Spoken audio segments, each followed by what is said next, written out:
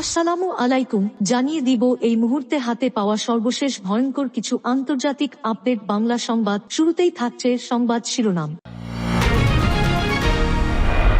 শুরুতেই জানিয়ে দিব, গাজায় বৃহৎ অংশের দখল নিতে যাচ্ছে ইসরায়েল।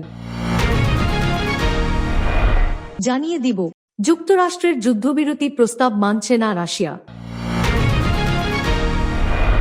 এরপর রয়েছে, মুসলিম ও বিরোধীদের আপত্তির মুখে সংসদে ওয়াকফ বিল পেশ করল বিজেপি সরকার।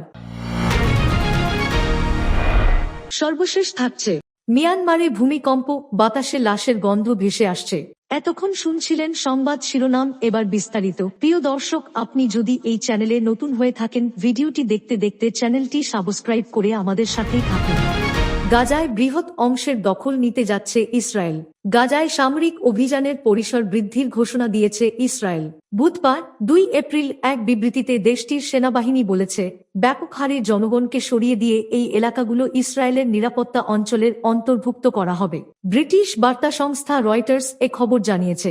বিবৃতিতে দেশটির প্রতিরক্ষামন্ত্রী ইসরায়েল কাটজ বলেছেন, লড়াই বিদ্যমান ছিল, এমন সব স্থান থেকেই জনগণকে সরানো হবে।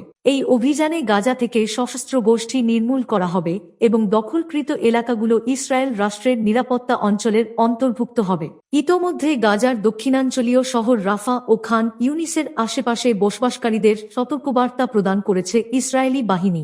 মানবিক এলাকা হিসেবে নির্ধারিত উপকূলীয় এলাকা আল মাওয়াসির দিকে তাদের চলে যাওয়ার নির্দেশ দেওয়া হয়েছে। ওই বিবৃতিতে গাজাবাসীর প্রতি আহ্বান জানিয়ে কাটজ বলেছেন, গাজায় বসবাসকারী সবার কাছে আমার অনুরোধ, আপনারা হামাসকে নির্মূল করতে পদক্ষেপ নিন এবং জিম্মিদের ফেরত পেতে সহায়তা করুন। যুদ্ধ শেষ করার এটি একমাত্র উপায়। তার বক্তব্যের কিছুদিন আগে ইসরায়েলি প্রধানমন্ত্রী বেনিয়ামিন নেতানিয়াহু প্রায় একই কথা বলেছেন। তিনি বলেছেন, হামাসকে নিষ্ক্রিয় করা এবং বাকি 59 জিম্মিকে ফেরত পাওয়ার একমাত্র উপায় হচ্ছে সামরিক অভিযান পরিচালনা করা। কাটজের সাম্প্রতিক বক্তব্যে অবশ্য এটা স্পষ্ট নয় যে কতটুকু ভূখণ্ড দখল নেওয়ার পরিকল্পনা রয়েছে ইসরায়েলি বাহিনীর এবং তাদের এই দখলদারত্ব কি স্থায়ী না অস্থায়ী। যদি স্থায়ীভাবে তারা নতুন ভূমি দখল করে, তবে ইতোমধ্যেই বিশ্বের অন্যতম ঘনবসতিপূর্ণ এলাকার মানুষের জীবন আরও দুর্বিষহ হয়ে উঠবে। ইসরায়েলি মানবাধিকার সংগঠন গিসা জানিয়েছে, গাজা উপত্যকায় সীমানার কাছে ইতোমধ্যে 22 বর্গ কিলোমিটার এলাকা দখলে নিয়েছে সেনাবাহিনী। তাদের দখলীকৃত ভূখণ্ড গাজার মোট আয়তনের প্রায় 17%। ওই অংশটি বাফার জোন হিসেবে স্বীকৃত ছিল। যুদ্ধের সম্ভাবনা হ্রাস করার জন্য বাফার জোন প্রতিষ্ঠা করা হয়, যেখানে সাধারণত সামরিক আগ্রাসন পরিচালনা করা হয় না। যুক্তরাষ্ট্রের যুদ্ধবিরতি প্রস্তাব মানছে না রাশিয়া। ইউক্রেন যুদ্ধের পেছনে যেসব মূল কারণ রয়েছে বলে মস্কো মনে করে, সেগুলোর মীমাংসা ছাড়া যুক্তরাষ্ট্রের যুদ্ধবিরতির প্রস্তাব রাশিয়া মেনে নিতে পারে না বলে উল্লেখ করেছেন দেশটির উপরাষ্ট্রমন্ত্রী সের্গেই রিয়াবকভ।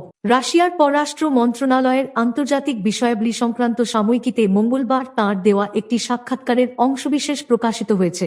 সেখানে রিয়াবকভের এই অভিমত উঠে এসেছে। রাশিয়ার উপরাষ্ট্রমন্ত্রী বলেছেন, যুক্তরাষ্ট্র প্রস্তাবিত মডেল ও সমাধানগুলো আমরা খুব গুরুত্বের সঙ্গে নিয়েছি, কিন্তু বর্তমানে সেগুলো যেভাবে আছে সেভাবে আমরা মেনে নিতে পারি না।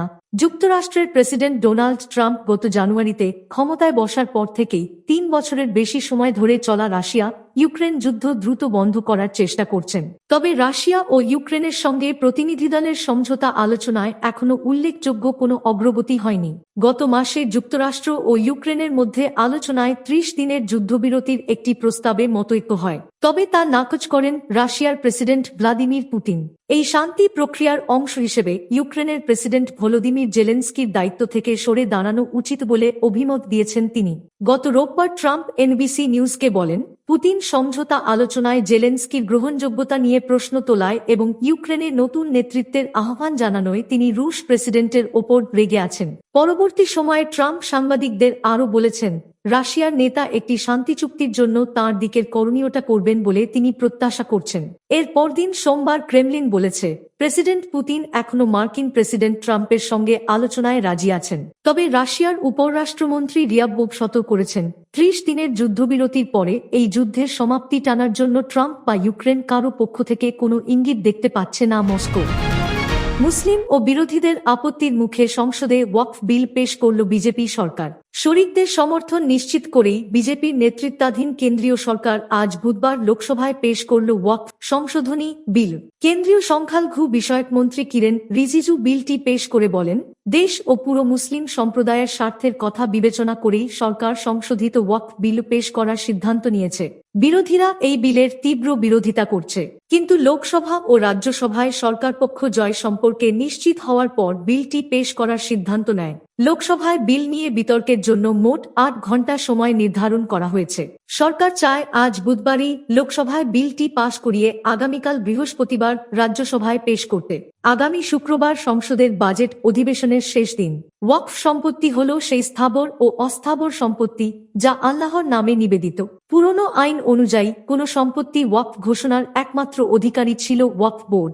নতুন বিলে সেই অধিকার দেওয়া হয়েছে জেলা শাসক বা সম্পদমর্যাদার কোনো সরকারি আধিকারিককে। নতুন বিলে অমুসলিমদেরও ওয়াকফ বোর্ডের সদস্য করার প্রস্তাব দেওয়া হয়েছে।